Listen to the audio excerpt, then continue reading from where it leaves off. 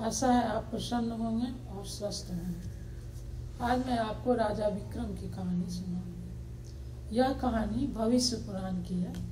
बेताल भट्ट ने इस कहानी को लिखा है। बेताल भट्ट राजा विक्रम के दरबार में नवरत्न में से एक थे। धारा नगरी में गंधर्व सेन नाम का एक राजा था। उसके 4 रानियां थी और 6 लड़के थे। राजा की मृत्यु के बाद उनका बड़ा लड़का शंख राजा बना। कुछ दिन के बाद छोटे भाई विक्रम ने शंख को मार दिया और स्वयं राजा बन गया। राज्य दिनों दिन बढ़ता गया और वह सारे जम्बू द्वीप का राजा बन गया। एक दिन राजा विक्रम के मन में आया कि जिन देशों का नाम सुना है उसे घूमकर देखना चाहिए।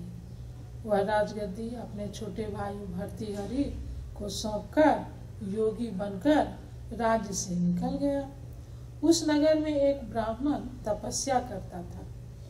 एक दिन देवता ने प्रसन्न होकर उसे एक फल दिया और कहा, इसे जो भी खाएगा वह अमर हो जाएगा।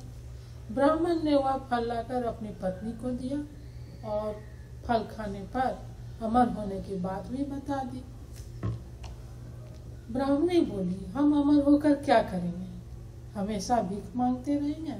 तुम इस फल को राजा को दे दो और इसके बदले में कुछ धन मांग लेना।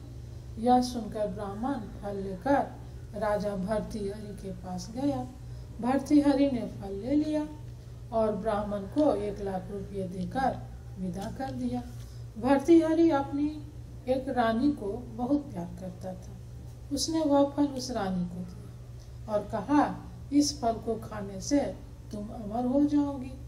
रानी की मित्रता शहर के कोतवाल से थी। उसने वह फल कोतवाल को दे दी। कोतवाल एक वैश्या के पास जाया करता था। उसने वह फल वैश्या को दे दिया और कहा, यह फल खाने से तुम अमर हो जाओगी। वैश्या ने सोचा, यह फल तो राजा को खाना चाहिए।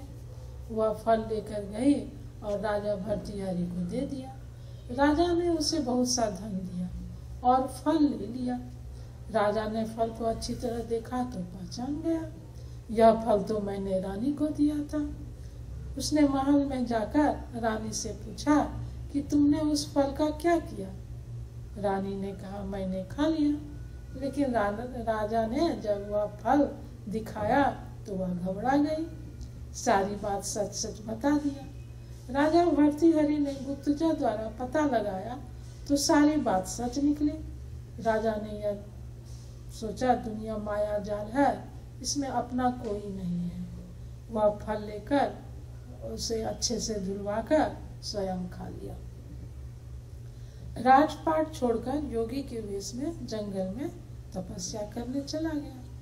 भर्तृहरि के जंगल चले जाने से राजा विक्रम का राज सिंहासन खाली हो गया। जब राजा इंद्र को यह समाचार मिला तो उन्होंने एक देव को धारा नगरी की रखवाली के लिए भेज दिया। वह रात दिन वहीं रहने लगा। भर्तृहरि के राज छोड़कर वन में जाने की बात विक्रम को मालूम हो गई। वह लौटकर अपने देश में आया। जब वह नगर में घुसने लगा तो देव ने उसे रोका। यह मेरा राज है, तो राजा ने कहा, यह मेरा राज है, तुम रोकने वाले कौन होते हो? देव बोला, मुझे राजा इंद्र ने इस नगर की चौकसी के लिए भेजा है। तुम सच्चे राजा विक्रम हो तो आओ पहले मुझसे लड़ो। दोनों में लड़ाई हुई। राजा ने जल्द ही देव को पराजित कर दिया। तब देव ने कहा, हे राजन, तुमने मुझे पराजित किया, मैं तुम्हें जीवन दान देता हूँ। इसके बाद देव ने कहा, राजन, एक नगर और एक नक्षत्र में तुम 3 आदमी पैदा हुए थे। राजा के घर जन्म लिए तुम, दूसरे ने तेली के घर और तीसरे ने कुम्हार के घर। तुम यहाँ राज करते हो। तेली पाताल में राज करता था। कुम्हार ने योग साध कर तेली को मारकर पिचास बनाकर सीरस के पेड़ से लटका दिया है। अब तुम्हें मारने की योजना बना रहा है, तुम उससे सावधान रहना। इतना कहकर देव चला गया और राजमहल में आ गया। राजा को वापस आया देख सबको खुशी हुई। नगर में उत्सव मनाया गया। राजा फिर राज करने लगे, अच्छी तरह से राज करने लगे। यह है राजा विक्रम की कहानी। अब अगली कहानी सुनाएंगे कि राजा विक्रम की मित्रता वैताल से कैसे। धन्यवाद बच्चों, फिर मिलते हैं नई कहानी के साथ। जय हिंद, जय भारत।